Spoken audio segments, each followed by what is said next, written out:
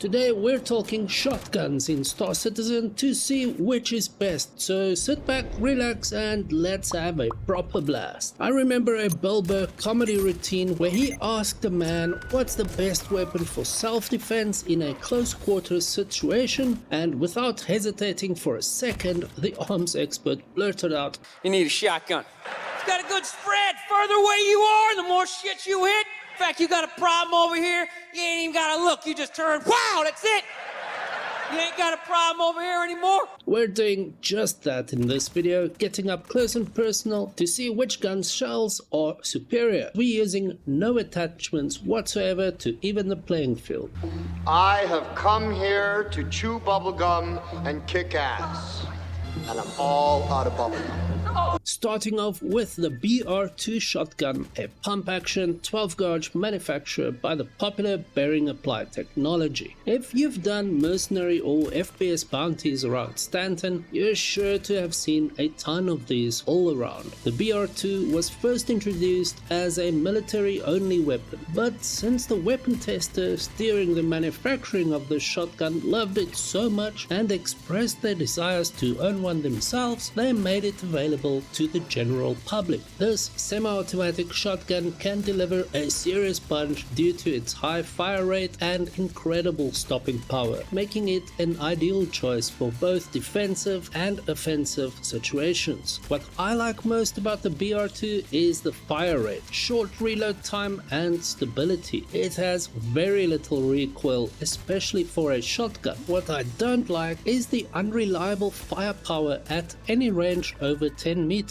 I mean, I know it's a close range weapon, but it just feels slightly lacking unless you get in your target's face. What do you think? Moving on to the latest, but is it the greatest? Of course, I'm talking about the homemade double-barrel shotgun, the Deadrig. If you haven't found one of these yet, head over to Levski or Pyro and pick up a mercenary contract. The former is especially packed with NPCs carrying Deadrigs which you can loot. Made from junkyard scraps, and if you've ever wanted to play Mad Max in space, this high-powered shotgun will give you just that. Just be prepared for a higher than average recoil, as it lacks the refinement of a properly manufactured weapon. It is pretty cool though, ugly but badass. What I like most about the Deadrig is that you can one-shot pretty much anything within that 10-meter range, unlike the hit and miss of the BR2, which sometimes require 2 or 3 shots to down even medium armor baddies. What I don't like is that it's slow, terrible at killing anything further than 15 meters, and its magazines only contain 8 shells. Even though it's fun and looks killer, it's far from the best shotgun in Star Citizen, at least for how I like to play. Ready for devastation? Of course, I'm talking about the Plasma Tech Pump Action Devastator shotgun by Kastak Arms. One awesome feature about this one many new players might not know yet is that since it's electrically powered, you can overcharge your shots to spit out 3 slugs at once, hence the name. If you need to clear a room fast, the Devastator is a great choice thanks to its devastating firepower at both short and medium ranges. It looks great, doesn't have the fastest rate of fire, but ammo is readily available almost everywhere you go. This is one of my personal favorite shotguns in Star Citizen, and one of the first weapons I equip when I know I'm about to get up close and personal. The shots feel heavy as you blast away, not to mention the powerful sound it makes when firing. It's one of the most underrated and underappreciated weapons in the verse in my opinion, so if you've never tried it, you should definitely give it a go. They can be found in almost every bunker around Stanton, so go grab one for free if you're close by. The Nine-Tail heavies love them, and so do I. Now for another new-ish addition to Star Citizen, the Prism laser shotgun by Verified Off-World Laser Technologies. This thing is all about firepower and looking pretty stylish as you mow down your enemies with bolts of awesomeness. It has an incredible fire rate, but can also overheat in the middle of a fight. Don't be put off by that though, because the higher your heat levels, the slower your shot shots get. Is that a bad thing? Oh heck no. You see, as those heat levels rise, the small pellets will start to fuse together into bigger slugs. The bigger they get, the slower you fire, sure, but also the harder it hits. Time your shots well and learn to keep that hit at 80 to 95% and you'll wreck anything that's dumb enough to get in your way. Worms, copian, bosses, you name it. Those first few blasts when it's cold is a bit underwhelming shot for shot, but with a cold 450 RPM you can heat the prism up real fast to deliver ultimate destruction within seconds. I absolutely love hearing those slugs pump out at higher heat levels. You can feel the punch and it's great. Definitely worth getting your hands on one of these. Just head over to your nearest ASD facility and you'll find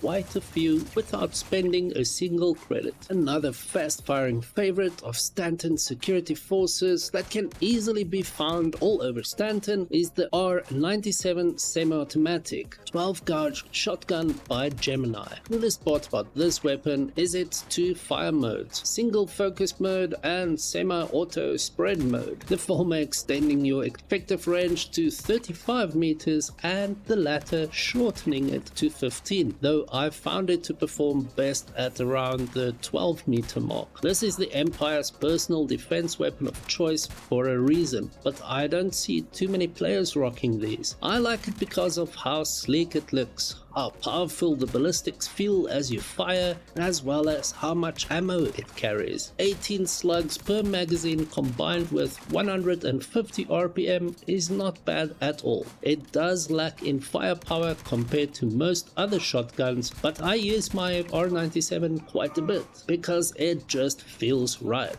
Know what I mean? The spread also feels more compact as opposed to the other options on the list, or is it just me? Then another absolute beast of a shotgun, the semi-auto 12 gauge Ravager 212 by Kastak Arms. This one is also very popular among security personnel around the Stanton system, and you'll find plenty of them if you're into bunker running. It comes with two fire modes, single and dual slugs. Dual doesn't give you double damage though, but only 33% extra. The name is derived from its double barrel design, and even though it's said to allow multiple ammo types, currently you only have ballistic magazines for the 212. So maybe we'll see the option to split magazines with the Ravager in a future update, though there's no word on that just yet. What I can say is that it's a versatile, very reliable shotgun that's also very underappreciated to say the least. It's an absolute beast, and I, for one, am never excited seeing an enemy rocking one of these when I know he's close. Better have those med pens ready. Oh, hey, still here? Good. We have one more for you, but before we get to that, please consider liking and subscribing as it would mean the world to me, okay?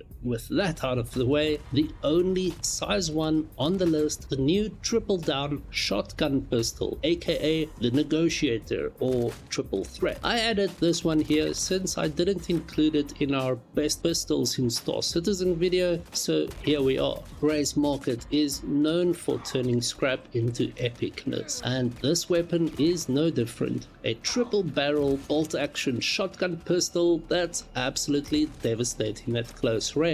If this thing was any bigger, no shotgun on this list would stand a chance. It fires 3 shells at once, making it stupidly overpowered up close. Though the fact that mags only have 12 rounds, you'll need to reload after every 4th shot, which is definitely not ideal. I've had a lot of fun with the TripleDown. So much in fact that I ended up in prison for 14 hours for multiple homicide charges trying to get some footage for you. Well worth it if you ask me. Which shotgun is your favorite? And which do you think is best? For me, it's a tight call between the Devastator and Ravager 212, with the Prism and R97 being the most fun ones. Check out the video in the corner next, and thanks for watching. Take care.